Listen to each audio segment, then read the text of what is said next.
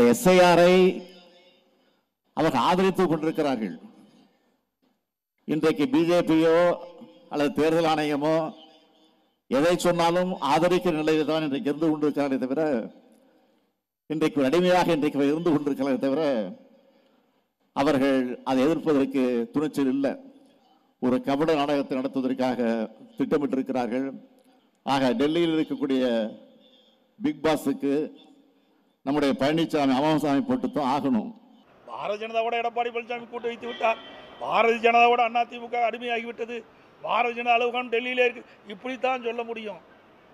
தெளிவாக எங்களுடைய கூட்டணியில் முடிவு எடுத்து அறிவிக்கப்பட்டு விட்டது. அதிமுகவும் பாரதிய ஜனதாவும் கூட்டணி பேச்சுவார்த்தை முடிந்த பிறகு மாண்புமிகு உள்துறை அமைச்சர் தெளிவுபடுத்தினார்.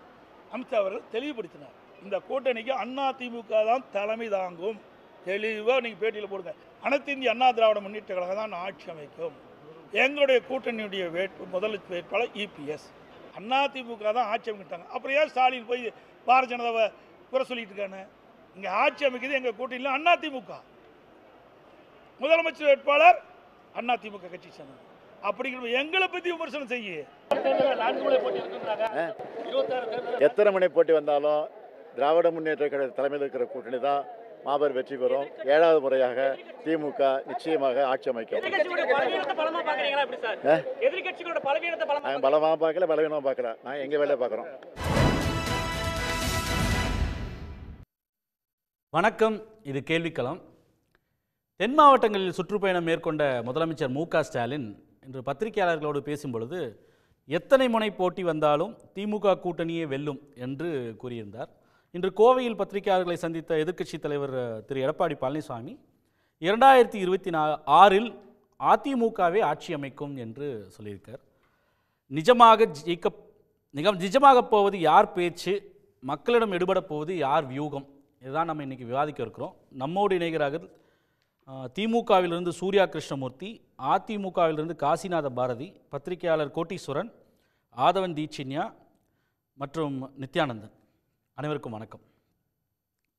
திரு சூர்யா, அதாவது எத்தனை போட்டி வந்தாலும் எங்களுக்கு பிரச்சனை இல்லை அப்படின்னு சொல்லி ஒரு விஷயம், நாங்கள் எப்படியும் வெற்றி பெற போகிறோம் அப்படின்றது வழக்கமாக எல்லா தலைவர்களுமே அவர்களை உற்சாகப்படுத்துறதுக்கு நாங்கள் தான் ஆட்சிக்கு வருவோம், ஆட்சி தொடரும்னு சொல்வது. இன்னொன்று அவர் பேசுகிறார், எதிர்க்கட்சி தலைவர் சொன்னார் இல்லையா, அமித்ஷா அவர்கள் ரொம்ப தெளிவுபடுத்திட்டார், அதிமுக தான் தலைமை, நான் தான் வேட்பாளர், முதலமைச்சர் வேட்பாளர்னு. எங்களை விமர்சனிக்க எதுவும் இல்லாதனால தொடர்ந்து பாஜகவை விமர்சனத்துக்கு உள்ளாக்குறாங்க அப்படின்ற ஒரு விஷயத்த சொல்கிறார் திரு எடப்பாடி பழனிசாமி.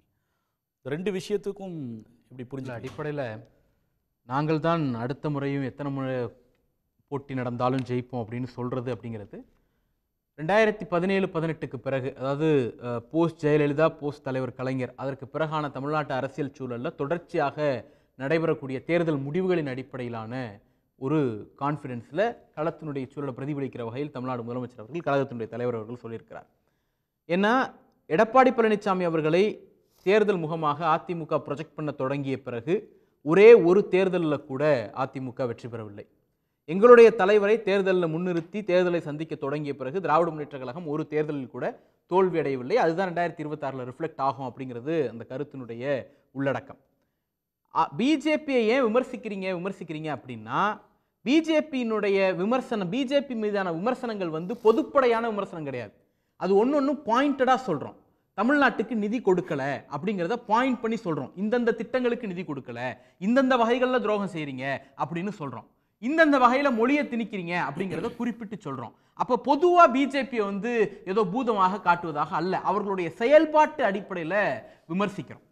இந்த செயல்பாடெல்லாம் ஒன்று எடப்பாடி பழனிசாமி நியாயம் கற்பிக்கணும், இல்லைன்னா அதற்கு பதில் சொல்லணும். ஏன் விமர்சிக்கிறீங்க பிஜேபியை அப்படின்னு கேட்பது என்பது பாஜகவை காப்பாற்றுவதற்காக அதிமுகவை பலியிட்டுக் கொள்ளக்கூடிய ஒரு தந்திரமாகத்தான் பார்க்க வேண்டியிருக்கு. ஏன் நீங்க எங்க மேல வைக்காம பிஜேபி மேல வைக்கிறீங்க அப்படின்னா, உதயமின் திட்டத்தில் ஆரம்பிச்சு சென்னை மெட்ரோ ஃபேஸ் 2க்கு இவர் அடிக்கல் நாட்டை கூட்டு வந்தவர் உள்துறை அமைச்சர் அமித்ஷா. அவரை கூட்டு வந்து தான் அடிக்கல் நாட்டினார். ஆனால் திராவிட முன்னேற்ற கழக அரசு வர வரைக்கும் 2024 வரைக்குமே கூட ஒன்றிய அரசினுடைய கான்ட்ரிபியூஷன் ஒன்று இல்லாமத்தான் அந்த ப்ராஜெக்ட் நடந்துச்சு. அதே போல சிஏஏ சட்டங்கள் கூட்டணி தர்மத்துக்காக ஆதரிச்சோம் அப்படின்னு சொன்னாங்க. வேளாண் சட்டங்களால் பாதிப்பே இல்லை அப்படின்னுட்டு ஆதரித்து விட்டு சொன்னார்கள். இதெல்லாம் கூட விட்டுருவோம். அம்மையார் ஜெயலலிதா பேரை மீன்வள பல்கலைக்கழகத்துக்கு வைக்கக்கூடிய மசோதாவை 2வது முறை சட்டமன்றம் நிறைவேற்றி அனுப்புவதற்கான கூட்டத்தொடரில் ஆளுநருக்கு ஆதரவாக அந்த மசோதாவை நிறைவேற்றக்கூடிய உரிமை அசம்பிளிக்கே இல்லைன்னு சொல்லிட்டு வெளிநடப்பு பண்ணிட்டு போனார். அந்த அச்சத்தின் விளைவாகத்தான் பாஜகவினுடைய கைப்பாவையாக அவர் செயல்படுகிறாருங்கிற அச்சத்தின் காரணமாக விமர்சனம் வைக்கிறோம். இன்னொரு முக்கியமான முதல் சுற்று கருத்தை எடுத்துக்கிறேன், திருப்பி நான் உங்கள்கிட்ட வரேன். திரு காசிநாத பாரதி, அதாவது 2 விஷயங்கள்.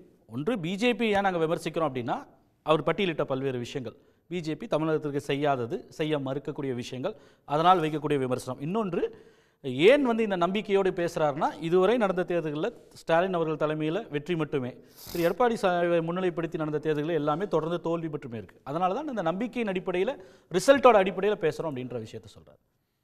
தமிழகத்தில் இருக்கிற மிகப்பெரிய ஜனநாயக இயக்கம் அனைத்து இந்திய அண்ணா திராவிட முன்னேற்ற கழகம், தம்பி சூர்யா கிருஷ்ணமூர்த்தி எல்லாம் யாராலும் மறுக்க முடியாத உண்மை. அதே போல் தமிழகத்தில் இருக்கிற மிகப்பெரிய ஜனநாயக இயக்கமும் அனைத்து இந்திய அண்ணா திராவிட முன்னேற்ற கழகம், அதையும் மறுக்க முடியாது. அவர் மு.க. ஸ்டாலின் அவர்களை நீங்கள் சொல்லுவீங்க அதை வெற்றியே பெற்றுக்கிட்டு இருக்காருன்னு. அவர்கிட்ட அந்த இயக்கம் ஒரு சின்ன சிராய்ப்பு கூட இல்லாமல் அவருடைய தந்தையார் கலைஞர் கருணாநிதி அவர்களால் ஒப்படைக்கப்பட்டு சென்றப்பட்டது. இங்கே அனைத்து இந்திய அண்ணா திராவிட முன்னேற்ற கழகம் ஜனநாயக இயக்கமாக இருப்பதால் இன்றைக்கு மிகப்பெரிய போராட்டங்கள், மிகப்பெரிய பிரச்சனைகள் இருந்தபோதும் கூட அந்த இயக்கத்தின் தலைவராக தக்கான தப்பி பிழைக்கும்ங்கிற Darwin தியரிப்படி survival is the fittest என்ற அடிப்படையில் இன்றைக்கு அந்த இயக்கத்தினுடைய தலைவராக எடப்பாடியார் அவர்கள் இன்றைக்கு அமர்ந்திருக்கிறார், எந்தவித மாற்று கருத்தும் இல்லாமல்.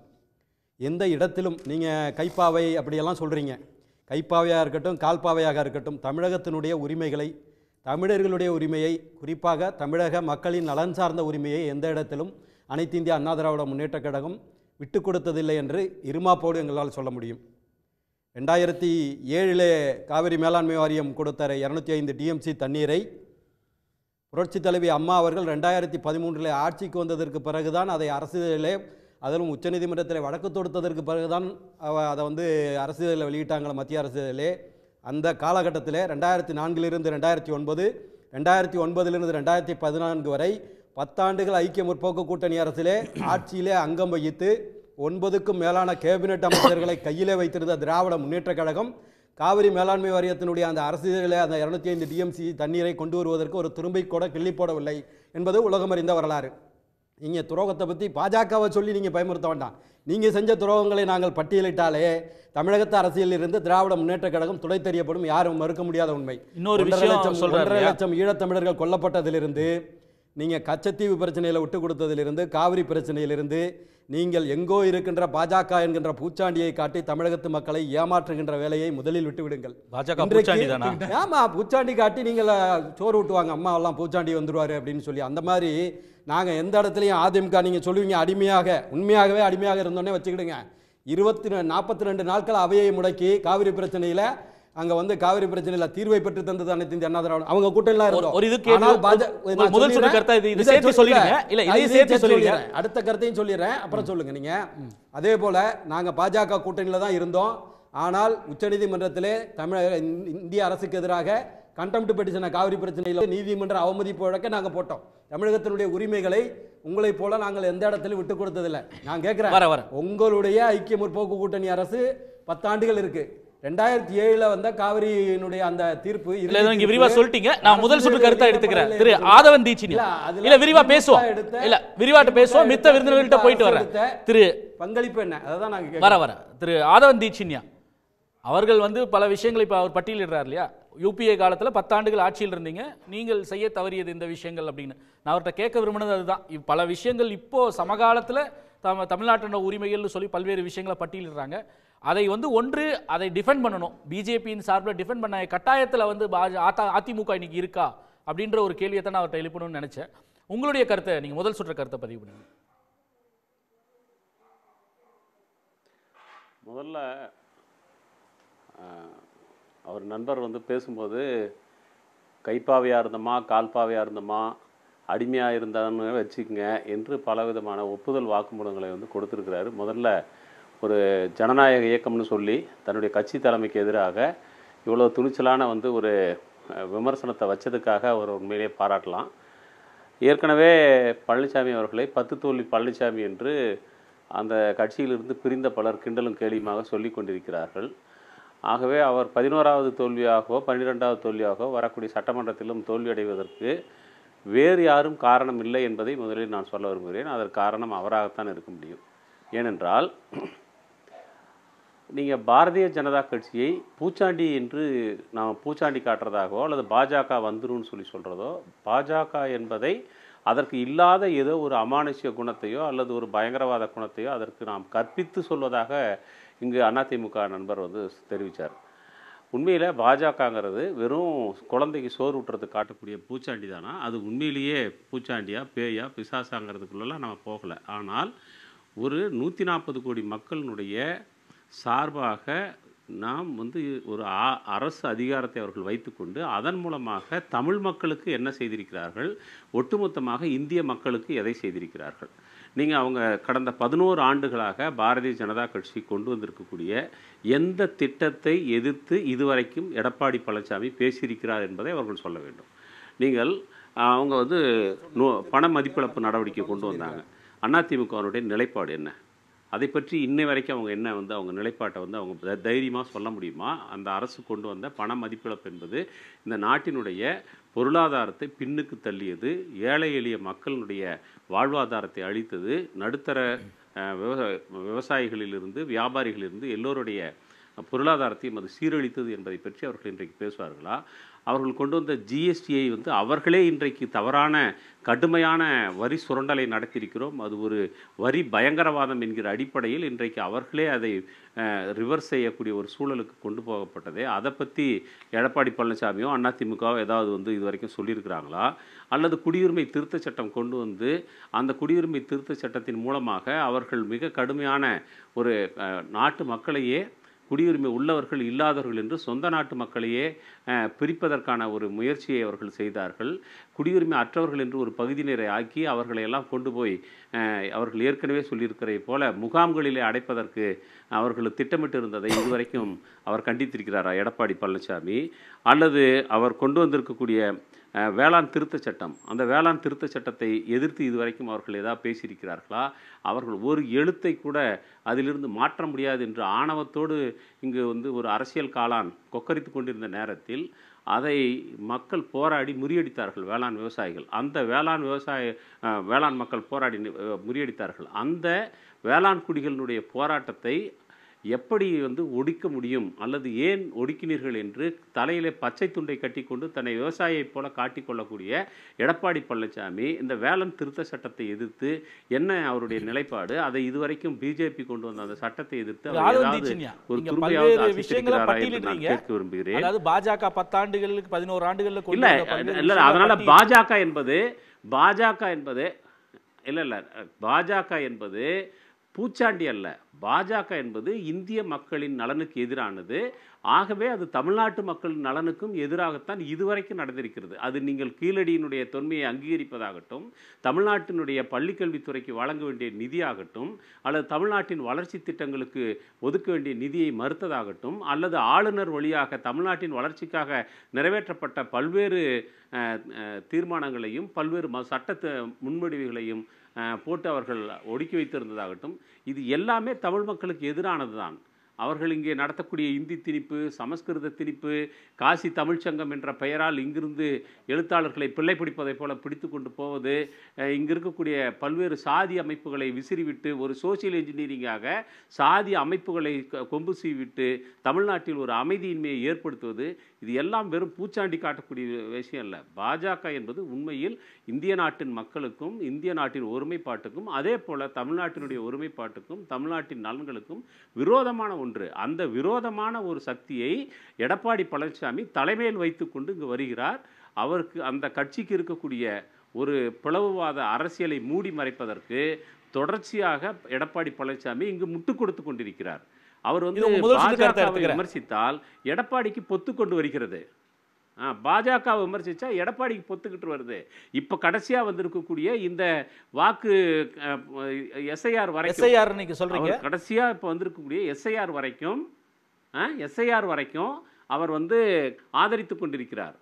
இது எதுவுமே பூச்சாண்டி கிடையாது. நம் கண் முன்னால் பீகாரில் 65 லட்சம் வாக்காளர்கள் அவர்கள் நீக்கப்பட்டிருக்கக்கூடிய ஒரு சூழ்நிலையில் தமிழ்நாட்டுக்கு வந்திருக்கக்கூடிய எஸ்ஐஆரை பாஜகவை எதிர்க்க முடியாத அடிமைத்தனத்தின் உச்சத்தில் இருக்கிற காரணத்தினால் அது சரியானது, வரவேற்க வேண்டியது என்று எடப்பாடி நன்றி.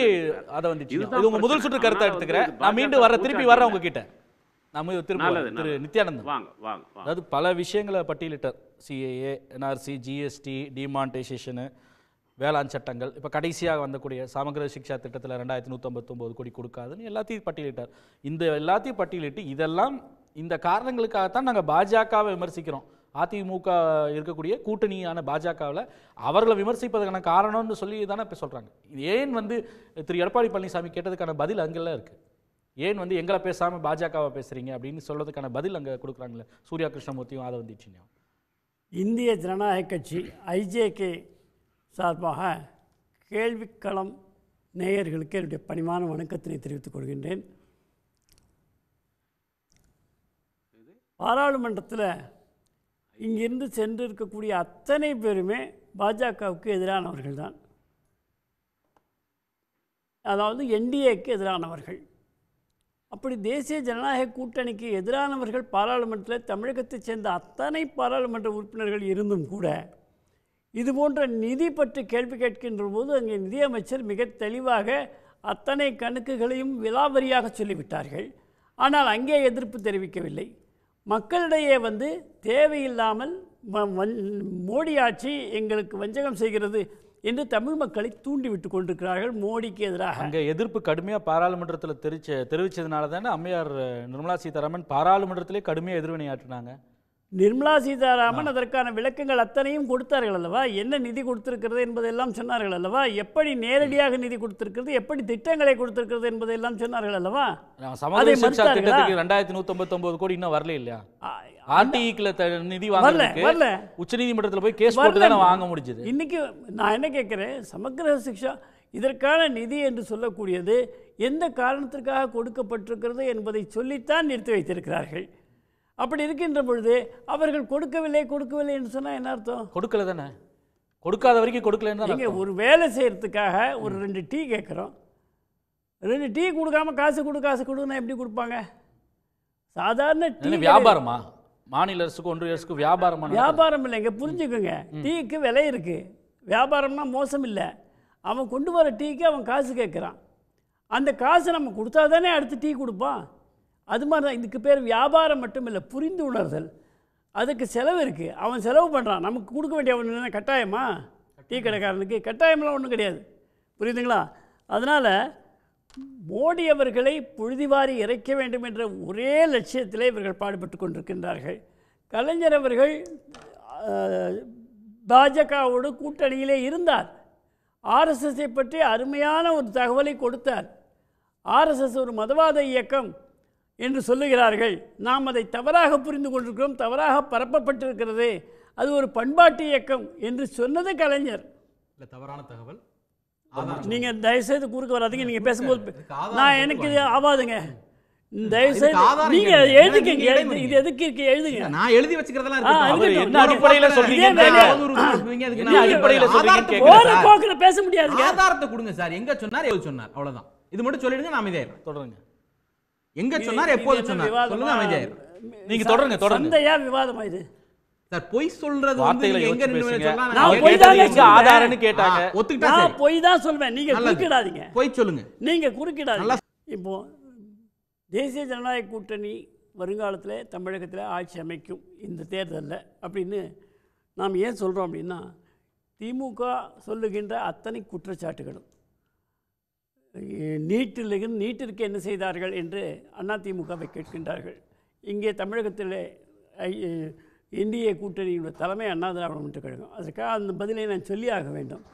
எனவே இந்த நீட்டு என்பதற்கு அனைத்து கட்சி கூட்டமும் போட்டு சட்டமன்றத்தில் தீர்மானமும் போட்டு இவற்றையெல்லாம் அண்ணா திராவிட முன்னேற்ற கழக ஆட்சியிலே செய்திருக்கிறது. ஆனால் இதற்கு மேல் ஏதோ ரகசியம் இருக்கிறது என்று இன்றைய துணை முதலமைச்சர் அன்றைக்கு சொன்னார்கள். 4.5 ஆண்டுகள் முடிந்துவிட்டது, அடுத்த தேர்தலுக்கு தேதி குறிக்கப்படுகிறது. இந்த நேரத்திலே கூட அது என்ன ரகசியம் என்று சொல்லவும் இல்லை, அந்த ரகசியத்தை அவர்கள் செய்யவும் முற்படவில்லை. அந்த ரகசியத்தை கருத்தை எடுத்துக்கிறேன். திரு கோட்டீஸ்வரன், 4 பேரும் பேசுனதை கேட்டிருப்பீங்க. என்ன காரணத்திற்காக வந்து அவர்கள் பாஜக விமர்சிக்கிறோன்னு திமுக தரப்பில் சொன்னாங்க. நாங்கள் இல்லை, என்ன காரணத்தினாலும் நாங்கள் வெற்றி பெற்று விடுவோம் என்ற நம்பிக்கையும் அவர் சொல்கிறாரு. அப்போது உங்களுடைய பார்வையில் ஒரு பத்திரிகையாளராக இந்த களம் என்பது இப்போது டிஎம்கே வெர்சஸ் ஏடிஎம்கே பைபோலாரிட்டி தான் தொடர்கிறது என்று சொன்னாலும் கூட இப்போ களத்தில் 2 பேரும் பேசக்கூடிய பேச்சுக்கள் இந்த மெயின் ஸ்ட்ரீம்குள்ளே வந்துட்டோம், அங்கே அந்த நிலையை நோக்கி போயிடுச்சா? அதுக்குள்ளே கண்டிப்பாக இன்றைய முதலமைச்சரும் சரி எதிர்க்கட்சி தலைவரும் சரி அவங்க சொல்கிறாங்க நாங்கள் திருப்பி ஆட்சிக்கு வருவோன்றாங்க. அதற்கு திமுகவுக்கு போதிய வலிமையும் இருக்குது, பிரச்சார யுக்திகளும் இருக்குது. அதேமாதிரி அதிமுகவும் நிறைய தேர்தலில் வெற்றி பெற்ற ஒரு கட்சி. அவங்க சொல்கிறாங்க இது வந்து பாஜக, அதாவது இதில் ரொம்ப கூர்ந்து கவனிக்க வேண்டியது என்னென்னா அதிமுகவும் சரி பிஜேபியை ஒரு சில இடத்துல வந்து கார்னர் பண்ணுறாங்க. என்னன்னா சண்டை உங்களுக்கும் எனக்கும் தான், அவரை வலிக்காதீங்க. அப்படின்னா என்ன அர்த்தம்னா பிஜேபி வந்து ஒரு வீக்கான கட்சி இல்லை, அதனால எங்களுக்கு பாதிப்பு வந்துடும், அதை தொடாதீங்க, ஏன் அதை பற்றி பேசுகிறீங்க, எங்களை பற்றி பேசுங்கன்னு அஇஅதிமுக பொதுச்செயலாளர் சொல்கிறாரு. அதாவது நாங்கள் தான் கூட்டணிக்கு தலைமை, ஆமாம் நாங்கள் தான் போனால் வந்து நம்ம பலவீனம் எக்ஸ்போஸ் ஆகிடும், பலவீனத்தை வச்சு எங்களை வந்து குறைத்து மதிப்பிடாதீங்க, எங்களுக்கும் உங்களுக்கும் தான் சண்டை, நீங்கள் அவங்கள பற்றி பேசி இது வந்து சட்டமன்றத்துக்கு உண்டான தேர்தல், அதை பண்ணாதீங்க அப்படின்றது சொல்கிறாரு. இன்னொரு விஷயம் முதலமைச்சர் என்ன சொல்றாரு, அதில் எனக்கு ஒரே ஒரு சந்தேகம் தான் கோட்டி, அதாவது அந்த கூட்டணியோட பலவீனமாக அதில் இருக்கக்கூடிய பிரச்சனையாக வந்து உண்மையிலேயே ஒரு நெருடலாக வந்து பாஜக இருக்குன்னா எதிரணியில் இருக்கக்கூடிய திமுக அந்த கூட்டணி கட்சிகள் அதை பயன்படுத்துதாங்க நினைப்பாங்க. கண்டிப்பாக பயன்படுத்துவாங்க. எது வந்து வீக் பாயிண்ட்டோ அந்த இடத்துல தானே திருப்பி அடிப்பாங்க. அதனால தான் அவங்க என்ன பண்ணுறாங்கன்னா மாநில சுயாட்சி பேசுகிறாங்க, பாஜக வந்து புற வழியில் உள்ளே வருது, போதிய பணம் கொடுக்கலன்னு திமுக சொல்லுதுன்னா அதற்கு வந்து கருத்து புள்ளி விவரம் சொல்கிறது பதில் கிடையாது. அது சொல்லலாம், காசை கொடுத்துட்டு சொல்லலாம். உதாரணத்துக்கு மெட்ரோ ரயிலில் கொச்சிக்கு 146 கோடி கொடுத்தாங்க, தமிழகத்துக்கு ஒன்றுமே கொடுக்கல. சதர்ன் ரயில்வேல பட்ஜெட்டில் இந்த அளவு தான் இருந்தது. சதர்ன் ரயில்வேல என்ன பணம் கொடுத்தீங்க? நீங்கள் ஒரு ரயில்வேல நீங்கள் நிறைய நேரம் கவர் பண்ணியிருக்கீங்க, உங்களுக்கே தெரியும். அப்போது பணமே கொடுக்கல. அதேமாரி SSA ஏதாவது 2151 கோடி கொடுக்கல. அது நிதர்சனமாக இருக்கிற உண்மை. சரி, இதெல்லாம் கூட விட்டுருங்க. சைக்ளோன் ஓக்கி, கஜா இந்த மாதிரி புயலில் பாதிக்கப்பட்டவங்களுக்கு தமிழகத்தில் கேட்ட நிதி கொடுக்கல. இதே வந்து உங்களுக்கு பீகாரில் வெள்ளம், உத்தரப்பிரதேசத்தில் வெள்ளம்னா தமிழகத்தை விட அதிகமான நிதி அங்கே கடைசியாக வயநாட்டில் மக்கள் பார்த்தாங்க எப்படி மலைமலையாக சாஞ்சி ஆதிவாசிகளாகட்டும், பூர்வ குடிகளாகட்டும், காட்டுவாசிகளாகட்டும் எல்லாருமே வந்து அங்கே போய் டூருக்கு போனவங்க வந்து எல்லாருமே பாதிக்கப்பட்டாங்க. ஆனால் அவங்களுக்கு காசே கொடுக்கல. நம்ம கேரளா நீதிமன்றம் வந்து என்னங்க இது அரசு, மத்திய அரசு உதவி பண்ணாத ஒரு மத்திய அரசுன்னு சொல்லி அவங்களே கடுமையாக விமர்சனம் பண்ணாங்க. அப்போ தென்னிந்தியான்னு பார்க்கும்போது அதுக்கு உபயோகப்படுத்தின ஹெலிகாப்டருக்கான காஸ்ட்டை கூட வந்து மாநில அரசு தான் கொடுக்கணும் பில்லு கொடுத்துருந்தாங்க. அப்போ இந்த அளவில் தான் இருக்குது மத்திய அரசு. அதிமுக வந்து பிஜேபியை வந்து கொள்கை ரீதியாவோ இல்லை SAR விஷயங்களை எதிர்க்கலனாலும் 2 விஷயம் தரமாக செஞ்சாங்க. ஒன்று, பிஜேபிக்கு யாருன்னா போய் அதிமுகலேருந்து பார்த்தாங்கன்னா அவங்கள கட்சியை விட்டு நீக்கிறது. உதாரணம் செங்கோட்டையன். உட்கட்சி விஷயத்தில் தலையிடாதீங்க, நாங்கள் பார்த்துக்கிறோம். ஒன்று. ரெண்டாவது, பிஜேபியோட எங்களை சேர்த்து வச்சு எங்களை வந்து குறைச்சி மதிப்பிடாதீங்க. அது ஒரு சிறிய கட்சி, எங்கள் சூழ்நிலை எப்படி, அதனால் கூட்டணி வச்சுருக்கோன்றதை முதலமைச்சருக்கே சொல்லிட்டார். அப்போ இது என்ன ஆக போகுதுன்னா இவங்க வந்து பிஜேபி எதிர்ப்பு அரசியலை திமுக தீவிரப்படுத்தும். அதிமுக பிஜேபியிலேருந்து தள்ளி இருந்துக்கிட்டு அவங்க திமுக எதிர்ப்பு அரசியலை பண்ணும்போது 2020 கிட்டத்தட்ட டிசம்பர் வரப்போகிறோம், இப்போ நவம்பர் வந்துட்டோம். இதுக்கு மேலே வந்து அது இருதுருவ அரசியலாக போயிட்டு பைப்பாலராக தான் போகும். காரணம் என்னென்னா என்னதான் மற்றதெல்லாம் சொன்னாலும் பிஜேபி வந்துங்க அதிமுகவுக்கு தெரியாமல் நிறைய நெருடல் பண்ணிட்டாங்க. அண்ணாமலை போன்றவர்கள் இன்னி கூட என்ன பேச போகிறல, அவர் தனியாக ஒரு கட்சியை தொடங்க போகிறாரு, அவர் வந்து அமித்ஷா ஜிக்கு வேண்டி தான் நான் கம்மின்னு இருக்கேன், இல்லைனா நடக்கிறதே வேறு. என்ன நடக்கும்? தனியாக போய் நடந்தீங்க, என்ன பண்ணீங்க? என்டிஏ கூட்டணியை ஒரு சீட்டுக்கும் இல்லாமல் அதிமுகவும் தோற்று போய் நீங்களும் தோற்று போய் இன்றைக்கி 40 பாராளுமன்ற உறுப்பினர்கள் போனவங்க வந்து ஏதோ வந்து என்டிஏக்கு எதிரானவர்கள் அப்படின்ற மாதிரி. அப்படி கிடையாது. அவங்க செயல்பாடு வந்து இந்த கூட்டணி இன்னும் வந்து ஒரு பலவீனப்படுத்திக்கிட்டே தான் இருக்கா அண்ணாமலை போன்ற. ஆமாங்க, அண்ணாமலையோட வேலையே வந்து இந்த கூட்டணியை பலவீனப்படுத்துறது அது போல தானே இருக்குது. அவரோட செயல்பாடுகள், அதாவது நீங்கள் முதலமைச்சர் வேட்பாளர் கிடையாது, யார் அண்ணாமலை கிடையாது, இருந்தால் நயினார் நாகேந்திரன். அந்த கூட்டணியில் எத்தனை சீட்டு தர போகிறாங்கன்னு தெரியல. என்ன 50 சீட்டு கொடுத்துருவாரா எடப்பாடி பழனிசாமி? 50ல் 40 ஜெயிச்சிருவீங்களா?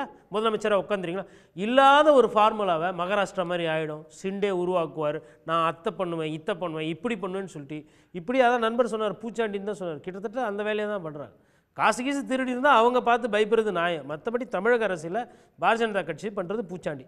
இன்னொன்று, எடப்பாடி பழனிசாமி அவர்களுக்கு வாய்ப்பு கிடைத்தா கூட்டணி விட்டு கடந்த காலத்தில் வெளியில் போயிருக்காரு. திராவிட கட்சிகள் 2 கட்சிகளுக்குமே நான் சொல்கிறேன், வாய்ப்புன்னு ஒன்று வந்ததுன்னா பிஜேபியை வச்சு செய்வாங்க, அதிலெல்லாம் டவுட்டு கிடையாது. வர தேர்தல் 2 அணி தான். இதில் தாவேக்கா மற்றவங்க இவங்களுக்கெல்லாம் என்ன உங்கள் பேச்சில் நான் புரிஞ்சுக்கிறது என்னென்னா பிஜேபியை கழட்டி விட்டுருவாருன்ற நினைக்கலாமா? இல்லை, ஆல்ரெடி கழட்டி விட்டுருக்காருல்ல, அதுவும் இன்னொன்று பண்ணியிருக்காருல்ல. ஏங்க அரசியலில் வந்துட்டு சூழ்நிலைக்கு ஏற்றார் போல் நண்பர் சொன்னார், அவருக்கு நிறைய பிரச்சனைகள் இருக்குது, கட்சியில் நிறைய ப்ராப்ளம் இருக்குது, அதெல்லாம் சரி செஞ்சுக்கிட்டு இருக்காரு. அப்படி அதெல்லாம் சரி செய்யும்போது பாரதிய ஜனதா கட்சி எதுக்கு? ஒருவேளை அதிமுகவுக்கு பழைய இடத்துக்கு போகுது, 35% 40% வாக்கு வங்கி வருதுன்னா அதிமுக எதுக்கு கூட்டணி? திமுகவும் அதை தான் பண்ணும். திமுக நாளைக்கு வலிமையாயிட்டு டெல்லியில் இருக்கக்கூடிய காங்கிரஸ் தலைவர்கள் வந்துட்டு எங்களுக்கு 80 சீட்டு வேணும், ஆட்சியில் பங்கு வேணும், அப்புறம் ராகுல் காந்தியை வச்சு நாங்கள் சைலண்ட்டாக வந்து விஜய் கிட்ட பேசுவோம் அப்படின்னா தாராளமாக பேசினுவாங்க அப்படின்னு சொல்லிட்டு அவரும் அனுப்பக்கூடியவர் தான். அதனால் இந்த தேசிய கட்சிகள் வந்து தமிழகத்தில் வந்து சிண்டு முடிச்சு விடலாம். ஆனால் இங்கே கூடிய ஆள வேண்டியவங்க யார்? இங்கே இருக்கக்கூடிய மாநில கட்சிகளோட அந்த கம்பீரத்தையோ அந்த கோட்பாடை வந்து குறைக்க முடியாதுன்னு நான் நம்புகிறேன். நன்றி. திரு காசிநாத பாரதி 2 முக்கியமான விஷயம் சொன்னார். ஏற்கனவே கழட்டி விட்டுருக்கு, அதனால் தேவைப்பட்டால் ஒன்று கழட்டி விட்டுலாம். இன்னொன்று, பிஜேபி வந்து ஏடிஎம்கேக்கு ஒரு லயபிலிட்டி தான். அவர்கள் பல விஷயம் தமிழ்நாட்டினுடைய நலனுக்கு எதிராக பண்ணியிருக்காங்க. அதுக்கு நிச்சயமாக அவர்களை தொடர்ந்து அவர்களுக்கு ஒரு நெருடலாக பாதிப்பை உண்டாக்கிட்டே தான் இருக்குன்றது இன்னொரு விஷயம் சொல்கிறாரு. ரெண்டாவது, ஏடிஎம்கேவுடைய அலையன்ஸை வந்து அது எக்ஸ்போஸ் பண்ணிக்கிட்டே இருக்குது, பிஜேபியால் எக்ஸ்போஸ் ஆகிட்டே இருக்குது அப்படின்ற ஒரு விஷயத்தையும் சொல்கிறார். அது என்றைக்கும் பாரதிய அது ஒரு கட்சி, அதோட கூட்டணியில் இருக்கிறோம். என்னைக்காவது நாங்கள் மும்மொழி கொள்கையை ஏற்றுக்கிறோன்னு சொல்லியிருக்கோமா? அதிமுக சொல்லியிருக்கா? இருமொழி கொள்கை தான் அதிமுகவினுடைய கொள்கை, திராவிட இயக்கத்தினுடைய கொள்கை தான் எங்களுடைய கொள்கை. நாங்கள் என்றைக்கும் மாற்றி அமைச்சதில்லை. நான் கண்டெம்ட் பெட்டிஷன் மத்திய அரசு மேலே போட்டதிலிருந்து எந்த இடத்துலையும் தமிழர்களுடைய உரிமையை நாங்கள் விட்டு கொடுத்ததில்லை. நாங்கள் இங்கே அதிமுக செக்யுலர் பார்ட்டியும் தான். ஆனால் சிஏஏ ஆதரிச்சது ஏன்னு கேட்டா அவர் சொன்னார், கூட்டணி நிர்பந்தத்தால் ஆதரிச்சோன்னு வெளிப்படையாக தான் சொன்னார். சிஏஏவுக்கு என்ன சொன்னீங்க? ஆதரிச்சது எடப்பாடி பழனிசாமி கூட்டணி நிர்பந்தத்தால் ஆதரிச்சோம். சிஏஏவுக்கு குடியுரிமை திருத்த சட்டத்துக்கு என்ன சொன்னீங்க? தமிழகத்தில் இருக்கிற முஸ்லீம்கள், இந்தியாவில் இருக்கிற முஸ்லீம்களுடைய வாக்குகள்லாம் போயிடுச்சு. உங்கள் நண்பர்கள் யாராவது முஸ்லீம்களுடைய வாக்குகள் போயிருக்கா? உங்கள் நண்பருடைய வாக்கு யாராவது எப்படி வாக்கு போச்சு? அதாவது நடத்தலையே இல்லை, அவர்களுக்கு குடியுரிமையே கொடுக்க மாட்டாங்க. அவங்க கொண்டு வந்தது வந்து பங்களாதேஷ்லேருந்து வருகின்ற மேற்கு வங்காளத்துக்கு வருகின்ற ரோஹிங்கியா முஸ்லீம்கள் ஏறக்குறைய 40 லட்சம் பேருடைய வாக்குரிமை அவர்கள் வந்து சிட்டிசன்ஷிப்பாக மாறுறதுக்கு ட்ரை பண்ணுறாங்க. அதுக்கு கொண்டு வந்தாங்க. நீங்கள் என்ன சொன்னீங்க? முஸ்லீம்களுடைய வாக்குகள் எடுத்துருவாங்க, கிறிஸ்டின்களுடைய வாக்குகள் எங்கேயாவது எடுத்திருக்காங்களா? பொய்யாக ஒரு புனைக்கதையை சொல்லி 19.6 லட்சம் பேர் இஸ்லாம் 19.6 லட்சம் பேர் அசாம்ல என்ஆர்சி பண்ணி ஐடென்டிஃபை பண்ணி வச்சு அதுல பெரும்பான்மை இந்துக்கள் இருக்கிறாங்க. 6 வருஷம் ஆச்சு, அதை நோட்டிஃபை கூட பண்ணல. 1600 கோடி செலவு பண்ணி அதேதான் என்ஆர்சி பண்ணி நோட்டிஃபை பண்ணல. இன்னும் நோட்டிஃபை பண்ணல. Registrar general of India notify பண்ண வச்சிருக்காரு. இதே ரோஹிங்கியா முஸ்லிம்களுடைய பிரச்சனையில உள்ளது. இன்னும் அவங்க சிட்டிசன்ஷிப் அது 19.6 லட்சம் பேர் பெரும்பான்மையர்கள் இந்துக்கள் அமைக்கப்படவில்லை. அதை முதல்ல விட்டுருங்க. இப்ப இல்ல, நான் அதை கேட்கல. சிஏஏவும் ஆதரிச்சதுக்கான காரணம் கூட்டணி நிர்பந்தத்தால வேற வழி இல்லாம ஆதரிச்சிட்டோன்னு திரு எடப்பாடி பழனிசாமி தான் சொன்னார். அதே போல தான் இப்போ அவர் சொல்றது கோட்டீஸ்வரன் கேட்டது. இது போல விஷயங்களால வந்து அதிமுகவுக்கு ஒரு நெருடல் ஆயிருதா அப்படின்னு நீங்க கருத்தியல் ரீதியா அந்த மாதிரி பேசுறதுங்கிறது வேற. நீங்க 18 ஆண்டுகள் மத்திய அரசுல இருந்தீங்கல்ல, நீர்வளத்துறையை வாங்கி நீங்க காவிரி பிரச்சனையில அருமையா தீர்த்திருக்கலாமே. மொத்தமாக மன்மோகன் சிங் நீங்கள் சொன்னதை அப்படியே கேட்டார். 9 கேபினட் அமைச்சர்களை உங்களுக்கு கொடுத்துருந்தாரு, நல்லா பண்ணியிருக்கலாமே. அப்போயெல்லாம் உங்களுக்கு தமிழ்நாட்டை பற்றியோ தமிழர்களை பற்றியோ ஐயா ஆதவன் திருச்செனியா வந்து தமிழர்களை பற்றியெல்லாம் மிகச்சிறப்பாக பேசினார். அதுவும் வேளாண் சட்டத்தை பற்றியெல்லாம் அருமையாக பேசினார். அந்த தஞ்சை மண்டலத்தை பாதுகாக்கப்பட்ட வேளாண் மண்டலமாக அறிவித்தவர் தஞ்சை டெல்டாக்காரன்னு சொல்கிற உங்கள் மு.க. ஸ்டாலின் அறிவிக்கலை. எங்களுடைய பொதுச் செயலாளர் எடப்பாடி பழனிசாமி அவர்கள் தான் அறிவித்தார். அதே போல் வந்து 27,000 கோடிக்கு வந்து விவசாய கடன் தள்ளுபடியை எடப்பாடியார் அறிவித்தார். 16,000 கோடியாக கொடுத்த போது 2021 பீரியடு மாறி போச்சு. அது 16,000 கோடி முடிஞ்சதோட முடிஞ்சு போச்சு. விவசாய கடன்களை நீங்கள் அதுக்கு பிறகு தள்ளுபடி பண்ணல. பயிர் இன்சூரன்ஸ் நீங்கள் வந்ததற்கு பிறகு கொடுத்துருக்கீங்களா? கொடுக்கல. ஒரே நிமிஷம், திட்டங்கள் எல்லாம் வந்து பட்டியலிடுறீங்க. ஒரு நிமிஷம் வந்து திமுக நான் கேட்கக்கூடிய கேள்வி, ஒரு நிமிஷம் பத்திரிகையாளரும் கேட்டது சரி, இல்ல அவரும் கேட்கறது சரி, என்ன இடத்தை கொடுக்குறீங்களோ அதே இடத்தை எனக்கு கொடுக்கணும். இல்ல, உங்களுக்கு இடத்தை கொடுத்ததுனால தான் உங்ககிட்ட கேள்வியா வைக்கிறேன் காசிநாத பாரதி. நீங்க கேட்கக்கூடிய கேள்வி, இப்ப அவர் பத்திரிகையாளர் சொன்னார்ல, இந்த பிரச்சனைகள்லாம் பாஜக தமிழ்நாட்டுக்காக இந்த பண்ணாத விஷயங்கள் இருக்குல்ல, அது உங்களுக்கு வந்து ஒரு லயபிலிட்டியா அதிமுகவுக்கு இருக்கா அப்படின்னு கேட்கிறேன். தவறு செய்கிறதான்னு பாஜக கிட்ட கேளுங்க. அதிமுக இல்ல, அந்த கூட்டணியில வந்து கூட்டணியா இருக்கக்கூடியது நீங்க அந்த கூட்டணியில் இருக்கீங்க இல்லையா? இப்போ அவர் சொன்னார்ல கச்சத்தீவு பிரச்சனையை பத்தி சொன்னார், ஈழத்தமிழ் பிரச்சனையை பத்தி பேசினார். அப்போ காங்கிரஸோட கூட்டணியில் இருந்தா டிஎம்கேக்கு ஒரு லயபிலிட்டி மாதிரி, இப்ப பிஜேபி பண்றது வந்து அதிமுக லயபிலிட்டி தானே. ஒரு நிமிஷம் இருங்க. நீட் எங்களுக்கு ரகசியம் தெரியும்னு சொன்னீங்க. யாருடைய பேரில் நீட் வந்துச்சு சொல்லுங்க? யாரால நீட் அறிவிக்கப்பட்டது சொல்லுங்க? காங்கிரஸ் பேர்ல. காந்தி செல்வன் யாரு? அமைச்சர் யாரு? காந்தி செல்வன் யாரு? திராவிட முன்னேற்ற கழகத்தை சேர்ந்த அமைச்சர் காந்தி செல்வன் அங்க இருக்கிற போதுதான் 2009 நீட் கொண்டு வரப்பட்டது. உங்களுடைய காங்கிரஸ் பேரில் தான் கொண்டு வரப்பட்டது. எல்லா தவறுகளையும் நீங்க செஞ்சிருவீங்க. தமிழ்நாட்டுக்கு விலக்கு இல்ல, தமிழ்நாட்டுக்கு தானே விலக்கு இருந்தது. விலக்கு யாரு? புரட்சி தலைவர் அம்மா வாங்கி கொடுத்தாங்க. நீங்க வாங்கி கொடுத்தீங்களா? கொண்டுட்டு வந்ததே நீங்க, ரைட்டா? இல்ல இல்ல, 2009 காந்தி செல்வன் தமிழ்நாட்டுக்கு விலக்கு இருந்துச்சுல, தமிழ்நாட்டுக்கு விலக்கு இருந்தது. நீங்க அரசுல இருந்தீங்க, போனீங்க, கூட்டணியில இருந்தீங்க. ஹைட்ரோ கார்பன் எடுப்பதற்கும் மீத்தேன் எடுப்பதற்கும் எங்க மண்டலத்தை பாதுகாக்கப்பட்ட வேளாண் மண்டலமாகி எங்களுடைய தஞ்சை டெல்டாவை கொடுத்தது யாரு? மு.க. ஸ்டாலின் அவர்கள் தான் கேட்போம், கொடுத்தாரு. அவர்கிட்ட கேட்போம். இல்ல அப்படியே தமிழின துரோகம், அதாவது கருத்து ரீதியாக தமிழையும் கீழடியையும் கருத்தியல் ரீதியாக ஆதரிப்பது என்பது வேறு. இங்க அது நீங்க இப்ப ஆதரிக்கிறீங்க, அதிமுக ஆதரிக்கிறீங்க. கூலி கேட்டு கீழடி கீழடி ஆதரிக்கிறீங்க. இங்க கூலி கேட்டு போறாங்க. நான் கேக்குறது கீழடி பிரச்சனையை ஆதரிக்கிறீங்க. என்ன கேள்வி கேட்க விடுங்க. இந்த கேள்வி நான் கேக்குறேன், ஒரே ஒரு பதில். கீழடி நீங்க ஆதரிக்கிறீங்கல்ல, கீழடி அதிமுக ஆதரிக்கிறது தானே? ஆதரிக்குதா? அதே போல வந்து இப்ப இரும்பனோட தொன்மையை கண்டுபிடிக்கிறது ஆதரிக்குது இல்லையா? அதை வந்து நோட்டிஃபை பண்ண மாட்டேன்னு ஒன்றிய அரசு சொல்லும்போது அது குறித்து நம்மளோட எதிர்வினை என்ன? நாங்க திமுக சொல்றதை நாங்க செய்யணும்னு கிடையாது. திமுக செய்யறது இல்லையா? தமிழ்நாட்டுக்கு திமுக தான். திமுக வந்து கீழடிக்கோ இல்ல சிவகலைக்கோ வந்து உரிமை கொண்டாட முடியாது. யாராவது எல்லாரும் தமிழர்களுக்கும் பொதுவானது. அதனால தான் கேட்கிறேன், அதை நோட்டிஃபை பண்ண மாட்டேன்னு பாஜக சொல்லும்போது அவங்களோட நிலைப்பாடு என்ன? அதுதான் நீங்க சொல்றது கருத்தியல் ரீதியாக ஆதரிப்பது. நாங்க வந்து களத்தில இருந்து மக்களோடு மக்களாக விளிம்புநிலை மக்கள். அதுதான் அதுல பாஜக வந்து பண்ண மாட்டேன்னு சொல்லும்போது உங்களுக்கு அது ஒரு பிரச்சனையா வரலையான்னு கேட்கிறேன். 53 லட்சம் பெண்களுக்கு தாலிக்கு தங்கத்தை கொடுத்து அவர்கள் வாழ்க்கையில வெளியேற்றணும். இலவச மடிக்கணினிகள், வெளியில்லா மடிக்கணினிகளை கொடுத்தோம். எல்லாத்தையும் நிப்பாட்டி வச்சிருக்கீங்களா? அதுல பாதிக்கப்படுறது யாரு? தாலிக்கு தங்கம் வந்து திரு எடப்பாடி பழனிசாமி தான் நிப்பாட்டி வச்சாரு. நிதி இல்ல, நீங்க நிப்பாட்டினீங்க, நாங்க நிப்பாட்டல. நிதி இல்லன்னு அவர் தான் நிப்பாட்டி, நிதி இல்லன்னு நிப்பாட்டி சட்டமன்றத்துல அவரே ஒப்புக்கொண்டார். கடைசி வரைக்கும் கொடுத்தாங்க. உங்களுடைய பீரியட்ல தான் அது இல்ல. அதுக்கு ஒரு வருஷம் முன்னாடி ஒரு நிமிஷம் அதுக்கான ஒயிட் பேப்பர் ரிலீஸ் பண்ணிட்டாங்க. என்னைய சரியா பேச விட மாட்டேங்கிறீங்க. பரவாயில்ல, அதனால ஒண்ணு இல்ல. சரியா பேச விடாமல நீங்க தகவல் சொல்லும்போது அது சரியா இருக்கணும். நான் ஒண்ணும் தவறான தகவல் சொல்ல. ஒரு கருத்து தாலிக்கு தங்க திட்டம் வந்து அந்த உங்க ஆட்சியிலேயே அதிமுக ஆட்சியிலேயே நிதி பிரச்சனையால வந்து நிறுத்தி வைக்கப்பட்டது. நீங்க விடுங்க, எங்களுடைய கருத்தாலும் கவலைப்பட வேண்டாம். மகளிர் உங்களோட இதுல அது தமிழ்நாட்டு மக்களோட அதான் சொல்ல வரேன். மகளிர் உரிமை தொகை 2500 கோடி ரூபாய் கொடுத்தீங்க. 2500 கோடி ரூபாய் எஸ்சி எஸ்டி மக்களுக்கான அட்டவணை மக்களுக்கான தொகையை எடுத்து கொடுத்துட்டீங்கன்னா எஸ்சி எஸ்டி கமிஷன் உங்களுக்கு நோட்டீஸ் கொடுத்துச்சு. அந்த 2500 கோடி ரூபாய் யாருக்கான தொகை? 1.5-2 லட்சம் ஏழை மாணவர்கள், அதுவும் தாழ்த்தப்பட்ட பட்டியலின மாணவர்கள் படிக்கிறத எடுத்து நீங்கள் கடைத்தேங்காய் எடுத்து வழிப்பிள்ளையாருக்கு உடைப்பது போல கொடுக்குறீங்கன்னா அந்த மாணவர்களுடைய நலனில் இந்த தமிழக அரசு என்ன அக்கறையா இருக்கு? கேட்போம். நீங்க எடுத்து டைவர்ட் பண்ணிட்டீங்க. வேலையை செய்கின்றீர்களே வழிய நேரம் கொடுக்கணும். அடிப்படையில் கட்சி வந்து அதிமுக வந்து சிராய்வோடு கொடுக்கப்பட்டது, திராவிட முன்னேற்ற கழகம் சிராய்வு இல்லாமல் எங்களுடைய தலைவர் கரங்களில் கொடுக்கப்பட்டது அப்படின்னாங்க. இன்னொரு விஷயத்தை அவர் மறந்துடுறாரு. என்ன அப்படின்னா, அதிமுக எடப்பாடி கரங்களில் கொடுக்கப்பட்ட போது ஏறக்குறைய அவர் அந்த ஃபேஸா வந்த போது நாடாளுமன்றத்தில் பெரிய கட்சி, 3வது பெரிய கட்சி அந்த கட்சி. தமிழ்நாட்டினுடைய எல்லா எம்பிக்களும் அந்த கட்சி கிட்ட தான், அந்த கட்சியினுடைய கூட்டணி கிட்ட தான் இருந்தாங்க. தமிழ்நாடு அரசுல ஆளுங்கட்சி. திராவிட முன்னேற்ற கழகத்தில் வந்து இன்னைக்கு எங்க தலைவர் கையில் அந்த கட்சி வந்த போது நாடாளுமன்றத்தில் எங்களுக்கு 0 ரெப்ரசன்டேஷன், ஒண்ணுமே கிடையாது. இல்ல அதே அவர் யூபிஏ காலத்துல நீங்க 10 ஆண்டுகள் ஆட்சி பண்ணீங்க. நீங்க காலத்துல விஷயங்களை பட்டியலிடுறாங்க. விவகாரத்துக்கு சொல்றேன். அது ஒரு சிராய்வோடு இந்த கட்சி கொடுக்கப்பட்டதால் அவர் இதுவரைக்கும் தோல்வியை கண்டோம். சிராய்வே இல்லாமல் அந்த கட்சி கொடுக்கப்பட்டது அப்படிங்கிறாங்க. இல்ல, ஆளுமையோடு அதிகாரத்தோடு எம்பி எம்எல்ஏ ஆளுங்கட்சி எல்லா பவரோடும் எடப்பாடி கரங்களுக்கு வந்தது அதிமுக. இன்னைக்கு எல்லாவற்றையும் இல்லாமல் செய்ததுதான் அவருடைய சாதனை. ஆனால் எந்த ஜீரோவுமே நீங்க பேசும்போது நான் குறுக்கிடல. தொடருங்க. 0 எம்பில 0, தமிழ்நாட்டில் ஆளுங்கட்சி கிடையாது. அந்த மாதிரி ஒரு சூழல்ல கொடுக்கப்பட்ட கட்சி இன்னைக்கு தொடர்ச்சியான வெற்றியை திராவிட முன்னேற்ற கழகம் பதிவு செய்திருக்கிறது. இதுதான் ஆளுமை.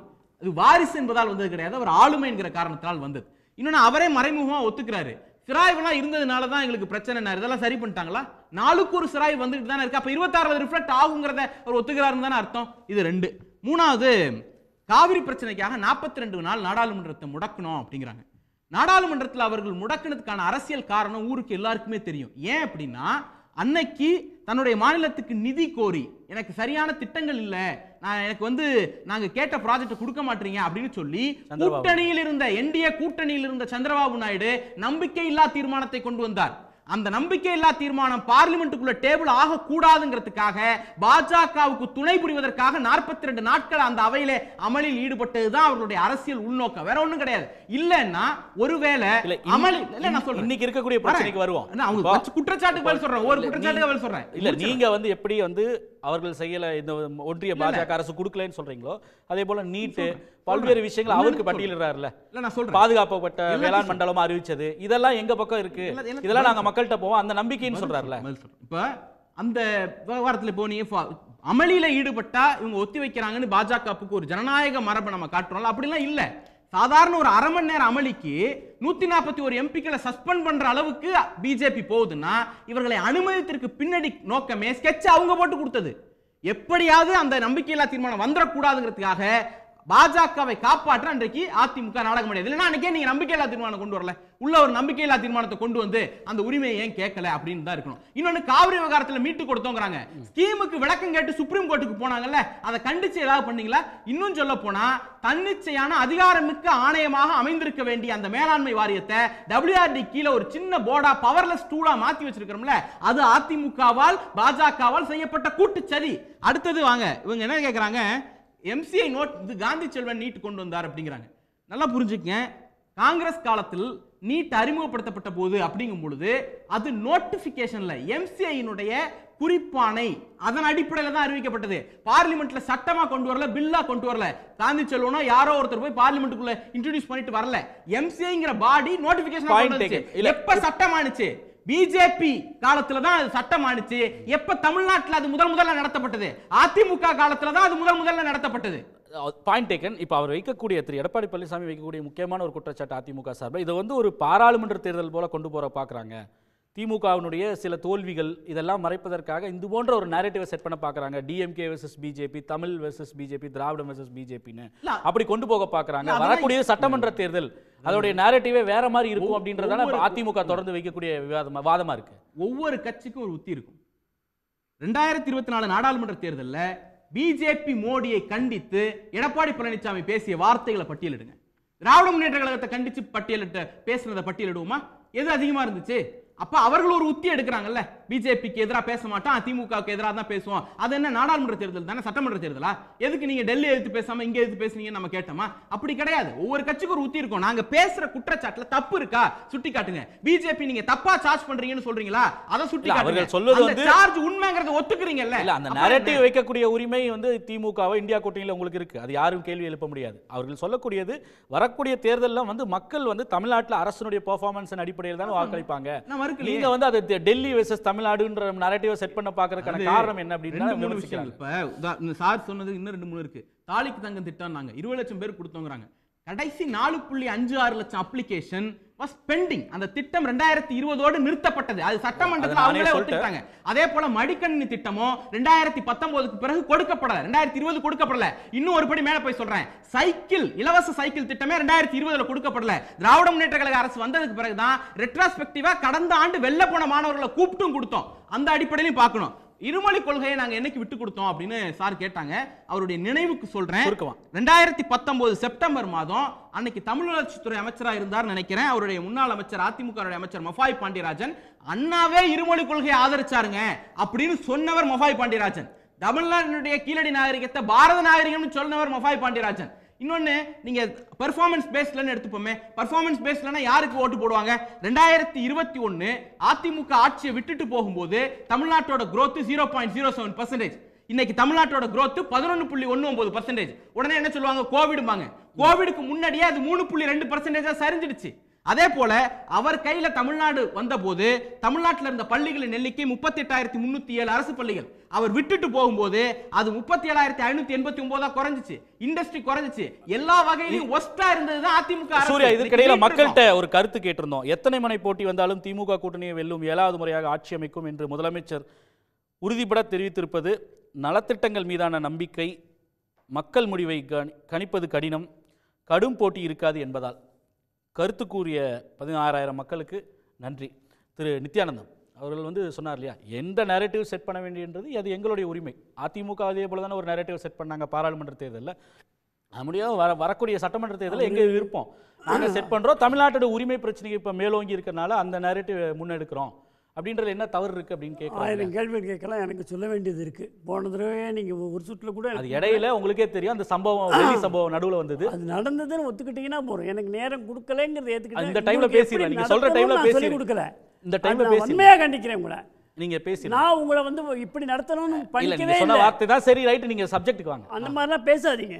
அதனால எல்லாத்துக்கும் அது பொருந்தும். சொல்லுங்க. என்னுடைய அனுபவத்தை இந்த மாதிரி நான் வந்து நெறியாளர் எப்படி நடந்துக்கணும்னு சொன்னதே கிடையாது. எல்லாருக்கும் எப்படி டைம் கொடுக்கணும் நீங்க சொன்ன அதுக்குள்ள போக வேண்டாம். நீங்க விட்டுருங்க, நீங்க விஷயத்துக்கு வாங்க. ஆமா, தப்பு செஞ்சா போக வேண்டாம்.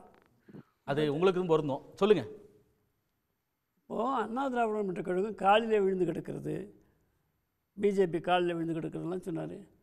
இந்த வேங்கை வயலில் மலத்தை கலந்தாங்களே, அப்போது திருமாவளவன் என்ன சொன்னாருங்க? தோழமை சுட்டு அதுக்கு என்ன பேர்? அதுக்கு நீங்கள் ஒரு பேரை வச்சுக்கிட்டிங்கன்னா அது காலில் விழுந்தது இல்லையா? நீங்கள் போகாதீங்க, அதுக்கு பேசாதீங்க. இது வரைக்கும் போகிறாங்க. அதே மாதிரி கள்ளச்சாராயம் அது நான் காலில் விழுந்துச்சு, நான் பயன்படுத்துறேன். தயவு செய்து எனக்கு தெரியாது. நான் காலில் விழுந்தாங்க நான் எப்படிங்க பேச முடியும்? இப்படி பிடிச்சிட்டு வந்து நான் பேசவே விட மாட்டேன். சொல்லாதீங்கன்னு இல்ல, அவர் அந்த வார்த்தையை சொல்லலைன்றாரு. நீங்க தொடருங்க. நீங்க உங்க சுற்று வரும்போது சொல்லுங்க. கடைசி இல்ல, அந்த அதுக்காக என்ன நீங்க என்ன வேணா சூர்யா சூர்யா சூர்யா இருங்க. நீங்க பேசல சூர்யா இருக்க முடியாது. நீங்க சூர்யா ஒத்துழைங்க கொஞ்சம். நீங்க ஒண்ணும் இல்ல. நித்யானந்தம் அவர் அந்த வார்த்தையை சொல்லன்றதா சொல்ல வந்தாரு. நீங்க தொடருங்க. சூர்யா விடுங்க. நான் பேசும்போது இல்ல நான் தெளிவுபடுத்திட்டேன். ஒரு நாகரிகமற்ற அயோக்கியர்னு சொல்றேன். அவர் அமைதி காப்பாரா எழுப்பாரா? இல்லங்க, அத நான் தெளிவுபடுத்திட்டு அவர் அந்த வார்த்தையை சொல்லன்றதா சொன்னா நீங்க தொடருங்க. சொல்லக்கூடிய அயோக்கியத்தின் பொறுத்து தான் இருக்கு. இல்ல நீங்க விஷயத்துக்கு வாங்க. சப்ஜெக்ட் வாங்க. அதனால பொதுவா தான் என்னுடைய வயசுக்கு அனுபவம், என்னுடைய அனுபவத்துக்கு வயசு இல்லாதவங்க என்ன அயோக்கியன்னு சொல்றானா? நீங்க சப்ஜெக்ட் வாங்க சார். சப்ஜெக்ட் வாங்க. தனிப்பட்ட முறையில போக வேண்டாம். சப்ஜெக்ட் வாங்க. நம்ம ஜல்லிக்கட்டு நிர்மலா சீதாராமன் சொல்லி தான் இங்க வந்து தடை போட்டது யாரு? இவங்க இருக்கும்போது தான் போட்டாங்க. தமிழர்களோட பெருமை வாய்ந்த ஜல்லிக்கட்டை இவங்க தமிழனுக்கு ரொம்ப செஞ்சுதான் சொல்றாங்க. ஜல்லிக்கட்டு திமுக அரசு இருந்த வரைக்கும் நடந்துச்சு சார். சூர்யா இருங்க, நீங்க தொடருங்க. தொடருங்க நித்யானந்தம். பாராளுமன்றத்தில் தடை பண்ணது எப்போ? திமுக ஆட்சி அங்கே இருக்கும்போது தான். புரியுதுங்களா? நீட்டுக்கு என்னமோ 1 வருஷம் விலக்கு வாங்கிட்டாங்க. நீட்டுக்கு விலக்கு வாங்கினது யாருன்னா சுப்ரீம் கோர்ட்டு மிக தெளிவாக இதற்கு மேல் விலக்கு கிடையாது என்று சொல்லி தான் நீங்கள் திமுக ஆட்சி மத்தியில் இருக்கும் பொழுது நீட்டு தேர்வு நடந்தது. முடிவு நிறுத்தி வைக்கப்பட்டது. நடக்காமலாம் கிடையாது. இங்க நடக்காம இருந்தது தமிழ்நாட்டுல. முடிவு நிறுத்தி வைக்கப்பட்டது. இல்ல, இங்க தமிழ்நாட்டுல நீட் மித்த இடத்துல நடந்தப்ப தமிழ்நாட்டுல நடக்காம இருந்தது. ஆமாங்க. ஆமா. அதனால சுப்ரீம் கோர்ட் உச்ச நீதிமன்றத்தினுடைய தீர்ப்பு இப்படி தான் இருக்கு. இவங்களுடைய கூட்டணியில் இருக்கிற ப. சிதம்பரம் அந்த அம்மையார் தான் இதை வழக்கு வாதாடினாங்க. அந்த யார் நீட் சொன்னதுனால நான் சொல்லிடுறேன். அல்தமாஸ் கபீர் தலைமையிலான அமர்வுல வந்து நீட் வந்து ரத்து செய்யப்பட்டது. மீண்டும் வேறொரு வழக்குல பிரேரே இல்லாம உச்சநீதிமன்றம் நீட் நடத்தணும்னு சொல்லி ஆணை பிறப்பிச்சதுனால தான் நீட் வந்தது. நீங்க சப்ஜெக்ட் வாங்க. இப்போ நீங்க நீதிமன்றத்துக்கு போயிருக்கீங்கல்ல, வரட்டும் வச்சுங்களா? இப்போ நம்ம கூப்பிட்டுதே இங்கே எனக்கு சொன்ன தலைப்பே சார் தான், எஸ்ஐஆர் தான். ஆனால் சொல்லுங்க, நம்ம வேற சிஎம் அதுவும் பேசியிருக்காரு. வேற பேசுறதுக்கு இடம் இல்லைங்க. எனக்கு சொல்லியிருக்காங்க இங்க அந்த நான் மக்கள் மத்தியில் பொய் சொல்லணும்ல. சொல்லுங்க. போய் சொல்ல வேண்டாம், பொய் சொல்லணும்ல. ஏதோ சொல்லுங்க, நீங்க வழக்கமா சொல்றத சொல்லுங்க. இப்ப மக்களிடம் போய் சொல்லட்டும் பொய்ய. நான் இங்க உட்கார்ந்து மக்கள்கிட்ட சொல்றேன். அதனால இந்த நான் சொன்ன மாதிரி இந்த தோழமை சூட்டு விவகாரத்துலேருந்து கலைஞர் சொன்னதுலேருந்து இதுக்கெல்லாம் ஆதாரம் கொண்டு வரணும்னா இவ்வளோ பெரிய புத்தகம் கொண்டு வரணும், ஏதாவது பட்டியல் எடுத்துகிட்டு வரணும். எஸ்ஐஆரை பொறுத்த வரைக்கும் அதை எதிர்க்கவில்லைன்னு முதலமைச்சர் சொல்லியிருக்காரு. அதை முதல்ல படிச்சுக்குங்க. எஸ்ஐஆரில் எந்த தவறும் கிடையாது, அதை எதிர்க்கவில்லை என்று சொல்லியிருக்கிறார். கால அவகாசம் போராது என்று தான் அவர் சொல்லியிருக்கிறார். அவர் எதிர்க்கவில்லை என்று சொன்னதை நான் வரவேற்கிறேன். கால அவகாசம் போராது என்பது தேர்தல் கமிஷன் முடிவு பண்ண வேண்டிய விஷயம். சரியாக வரலன்னு சொன்னால் அதுக்கு எப்படி உதவி பண்ணணும்னு நம்முடைய முதலமைச்சர் ஒரு எண்ணையும் கொடுத்துருக்கிறார். இந்த எண் நீங்கள் கூப்பிடுங்க, உங்களுக்கு என்ன உதவி வேணுமோ நாங்கள் பண்ணி கொடுக்குறோம் அப்படின்னு இருக்கார். இவ்வளோ ஒரு நல்ல முதலமைச்சர் எஸ்ஐஆரில் முடிவு எடுத்துருக்கிறாரு. ஆனால் அதை எதிர்த்து இங்கே இருக்கிறவங்க பேசிகிட்டு இருக்கிறாங்க. அதனால் தலைவர் என்ன சொல்கிறாரு, முதல்வர் என்ன சொல்கிறாருன்னு கேட்டு அது மாதிரி பேசினா அந்த கட்சிக்காக பேசுகிற மாதிரி. திமுக வந்து இப்போ எஸ்ஐஆர் கொடுத்த காலகாசம் பத்தாது, பல குளறுபடிகள் இருக்கு. இப்போ வேண்டாம், 2026 தேர்தலுக்கு அப்புறம் செய்வோம், எஸ்ஐஆரே வேண்டாம்னு சொல்ல அது அவங்க போட்ட தீர்மானம். இப்போ இந்த எண்ணெயை பொறுத்த வரைக்கும் எனக்கு வந்து பாஜகவை நீங்கள் பேசினா எது பேசினாலும் அதிகாரப்பூர்வமாக ஒரு மாநில செயலாளராக ஐஜேகேலேருந்து பேசுகிறேன். எனக்கு எனக்கு கோவம் வரணும், கோவம் வராது. இருக்கிறத நான் பேசுகிறேன். யாருக்கும் கோவம் வர வேண்டாம். நான் இல்லையே இவங்கெல்லாம் நடுவில் போய் சொல்கிறேன் சொல்லி எனக்கு என்ன பாஜகவுக்கு போய் சொல்ல வேண்டிய அவசியம் எனக்கு என்ன இருக்குது? சரி, சப்ஜெக்ட் வாங்க. அதனால் பொய்யெல்லாம் நம்ம சொல்ல வேண்டிய அவசியம் கிடையாது. கலைஞர் சொல்லிக்கிறார் என்பது ஆவணங்களில் இருக்கிறது. அதே மாதிரி வாக்காளர்களுக்கு முந்தைய வாக்காளர் பட்டியலில் உறுப்பினர்கள் பெயரை சொல்ல வேண்டும், உறுப்பினர் பெயரை சொல்ல வேண்டும்னு சொல்லியிருக்கு நம்ம முதலமைச்சருக்கு. அங்கே தான் நான் முரண்படுறேன் பாருங்கள். 2 இடத்துல பாராட்டுறேன், 2 இடத்துல முரண்படுறேன். அவர் உறவினர் என்று சொன்னாலே ஒருத்தர் தான். உறவினர்கள் கேட்குறதில்ல. அப்பா பேர் சொல்லணுமா, அம்மா பேர் சொல்லணும், எல்லோரும் பேர் சொல்லணுமான்னு கேட்குறாரு முதலமைச்சர். இதெல்லாம் மக்களை வந்து அப்படியே மடைமாற்றம் செய்து எஸ்ஐஆர் என்றால் ஒரு பூதம் போல. பீகாரில் தேர்தல் நடந்து விட்டது, இப்போ இன்னொரு கட்ட தேர்தல் நடக்கும், பிரச்சாரம் முடிஞ்சாச்சு. பீகாரில் தேர்தல் நடந்த முன்னாடி ஏதாவது தேர்தல் கமிஷனுக்கு ஏதாவது சொல்லியிருக்கிறார்களா? ஒன்றும் கிடையாது. திரு கோட்டீஸ்வரன், அது கேட்டிருப்பீங்க என்ன காரணத்திற்காக அப்படின்றதெல்லாம் விரைவாக சொல்லிட்டாங்க. நீங்கள் சுருக்கமாக உங்களுடைய சரி, அடிப்படையில் வந்து திமுகவையும் இன்னைக்கு இருக்கக்கூடிய அண்ணா திமுகவும் ஒப்பிடக்கூடாது. காரணம் என்னன்னா, கலைஞர் அவர்கள் வந்து அந்த கட்சியை வந்து ஒரு கட்டுக்கோப்பாக இருந்து அவரோட மறைவுக்கு பிறகு அது அடுத்த தலைமுறை அடுத்த தலைவர் யாருன்னு ஸ்டாலின் அவர்கள்கிட்ட பத்திரமா கொடுத்துட்டு போனார். கட்சியை ஒழுங்காக கொடுத்துட்டு போனார். அதில் எத்தனை உறுப்பினர் இருந்தாங்க, மேல் சபையில் இருந்தாங்களா, பாராளுமன்றம், அதெல்லாம் அப்புறம் கட்சியை கட்டுக்கோப்பாக கொடுத்துட்டு போனார். இதே அதிமுகவை பொறுத்தவரை சசிகலா அவர்கள் ஒரு காலத்தில் கோல் வச்சுனாங்க. ஓபிஎஸ் கிட்ட கட்டுப்பாட்டில் இருந்தது, டிடிவி கட்டுப்பாடு. இன்றைக்கி எடப்பாடி பழனிசாமி இருந்தது. அப்போ அந்த பார்ட்டி வந்து இன்றைக்கி இஸ் அண்டர் கோயிங் ப்ராப்ளம். எது ஒன்றுனாலும் யாருனா ஒருத்தர் பிரச்சனை பண்ணனா டெல்லியை போய் பார்க்குறாங்க. டெல்லியிலேருந்து ஒரு சில பிரச்சனைகள் வருது. அதுதான் அதிமுக. அதுதான் எனக்கு ஒரே சந்தேகம் குட்டி. இப்போ அந்த திரு செங்கோட்டையன் அவர் கொடுத்த பேட்டி கூட அதிமுக பாஜக சொல்லி தான் நான் வந்து இந்த ஒன்றிணைணும் அப்படின்ற முயற்சியை எடுத்தேனே அவர் வெளிப்படையாகவே சொல்லிட்டார். ஆனால் தொடர்ந்து பாஜக இந்த மாதிரி தலையிடலைன்னு சொன்னால் கூட அதிமுக இந்த தலைவர்கள்லாம் பேசும்பொழுது பாஜக வந்து இந்த சிண்டு முடிகிற வேலை பிள்ளையும் ஆட்டுற மாதிரி பாஜக ஒரு அதிமுக ஒரு குழப்பம் நீடிச்சுட்டே இருக்கணும் அப்படின்றது. அதாவது பாஜக வந்து கட்சி ரீதியாக அதிமுக குழப்பத்தை வந்து இந்த மாதிரி செங்கோட்டையன் போன்றவர்கள், ஓபிஎஸ், டிடிவி போன்றவர்கள் வைத்து பண்ணுறாங்க. இந்த சைடு பார்த்தீங்கன்னா கவர்னரை வச்சு, ஜனாதிபதியை வச்சு, கோர்ட்டை வச்சு ஆட்சியாளர்களுக்கு ஒரு சில பிரச்சனை இருப்பாங்க. அதாவது ஹைகோர்ட்டில் இங்கே கேஸ் நடக்கும்போது தாவேகா வந்து சுப்ரீம் கோர்ட்டு போனவுடனே சுப்ரீம் கோர்ட் அந்த வழக்கை வேகமாக இது பண்ணி சிபிஐக்கு மாற்றுது. அப்போ இங்கே விசாரணை முடியல. அப்போ என்னன்னா, பாஜக என்ற கட்சி ரீதியாகவும் ஒரு சில பிரச்சனைகள் இருக்குது தமிழகத்துக்கு, ஆட்சியின் மீதும் திமுக ஒரு சில பிரச்சனைகள் கொடுக்கும். இரண்டு திராவிட கட்சியிலையும் பலவீனப்படுத்த, அதாவது எல்லா இடத்துலையுமே வந்து அதாவது மாநில கட்சிகள் இருக்கக்கூடாது அப்படின்றது தான் அவங்க நோக்கம். அதனால தான் இந்த பிரச்சனைகள் வருது. இன்னொன்று வந்து சுருக்கம், அதாவது புள்ளி விவரம் growth எல்லாம் இருக்குன்னாங்க. சொத்து வரி, தண்ணி வரி, கரண்ட் பில்லாம் ஏறி இருக்கு. அதையும் மக்கள் பாதிக்கப்பட்டிருக்காங்க. அதுவும் தான் சேர்த்து பார்க்கணும். வெறும் growthன்றது இவங்களா இல்லை, மக்கள் வந்து வரி பணம்லாம் நிறைய கட்டியிருக்கிறாங்க. நன்றி. மீண்டும் சந்திப்போம். கேள்விக்களம்.